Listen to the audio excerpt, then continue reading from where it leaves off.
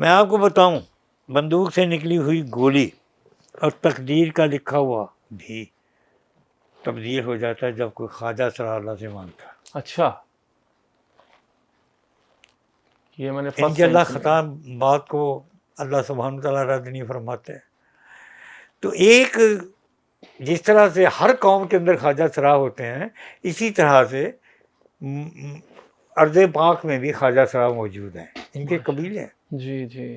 ٹھیک. گورنمنٹ ان کو سپورٹ کرتی ہے ان کو برائیوں سے بچانے کے لیے، اس لیے کہ جب وہ چلیں گے لہک لہک کے، زنانہ انداز اختیار کریں گے، ظاہر ہے کہ اگر اس میں مردانہ صفات نہیں ہے تو زنانے پن کی طرف راغب ہو جاتے ہیں وہ لوگ. ٹھیک، بالکل. فطری امر ہے نا. جی ٹھیک. وہاں پہ شرارتیں بھی پیدا ہوتی ہیں. پھر وہ کیا کرتے ہیں کہ وہ لوگ ان کو محدود کر دیتے ہیں. اخراجات گورنمنٹ اٹھاتی ہے، ان کو کہتے ہیں تم حافظ بنو، تم قرآن پڑھو اور یہاں پہ بیٹھ کے قرآن کی تلاوت کرتے رہا کرو، آپ کو اللہ سبحانہ تعالیٰ گھر میں بیٹھے ہوئے رزق دیں گے. کتنی اچھی بات ہے. جی.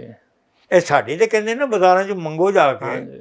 کیڑا چوراہا ہے جتنے میک اپ کر کے نہیں کھلوتے ہوئے خزرے جی کھڑے ہیں نا. جی. خدا کی قسم میں روتا ہوا وہاں سے گزرتا ہوں، میرا دل چاہتا ہے میں گاڑی بھی دے دوں ان کو، میں ان کو سب کچھ دے دوں.